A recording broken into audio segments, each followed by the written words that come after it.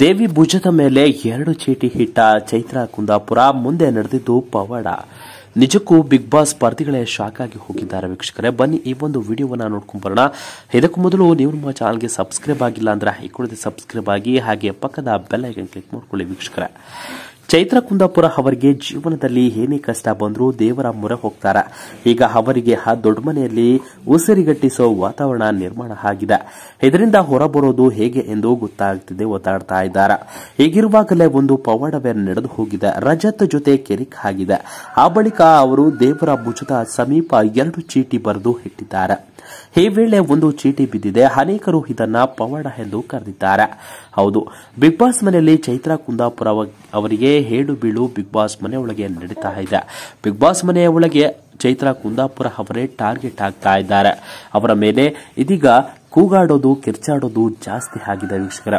ಒಂದು ರೀಸನ್ಗೋಸ್ಕರ ಚೈತ್ರ ಕುಂದಾಪುರ ಮೇಲೆ ಎಲ್ಲರೂ ಕೂಡ ಸರಿ ಇಲ್ಲ ಅಂತ ಹೇಳಿ ಅವರನ್ನ ಹಿಂದೇಟು ಮಾಡ್ತಾ ಇದ್ದಾರೆ ವೀಕ್ಷಕರ. ಕಿಚ್ಚ ಸುದೀಪ್ ಬಂದ ಮೇಲೆ ಕಿಚ್ಚ ಸುದೀಪ್ ಅವರು ವೀಕೆಂಡ್ ಶೋನಲ್ಲಿ ಒಂದು ಟಾಸ್ಕ್ ಅನ್ನ ಕೊಡ್ತಾರೆ.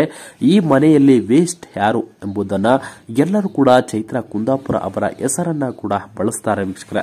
ಹಾಗೆ ಅದಾದ ಬಳಿಕ ಇವತ್ತು ರಜತ್ ಮತ್ತು ಚೈತ್ರ ಕುಂದಾಪುರ ನಡುವೆ ಜಗಳ ಆಗುತ್ತೆ.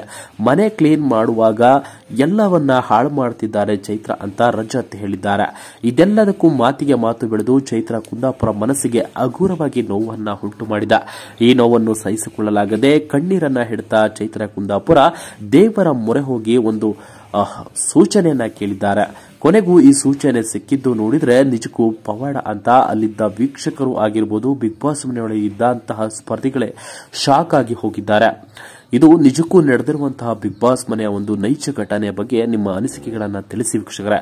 ನೀವು ಬಿಗ್ ಬಾಸ್ ಮನೆಯಲ್ಲಿ ಚೈತ್ರ ಕುಂದಾಪುರ ಅವರನ್ನ ಇಷ್ಟಪಡುವುದಾದ್ರೆ, ಹಾಗೆ ಬಿಗ್ ಬಾಸ್ ಮನೆಯಲ್ಲಿ ಈ ಒಂದು ಇನ್ಸಿಡೆಂಟ್ ಬಗ್ಗೆ ನಿಮ್ಮ ಅನಿಸಿಕೆಗಳನ್ನ ತಿಳಿಸಿ ಅಂತ ಹೇಳ್ತಾ ವಿಡಿಯೋನ ಮುಗಿಸ್ತಾ ಇದ್ದೀವಿ ವೀಕ್ಷಕರೇ. Thank you.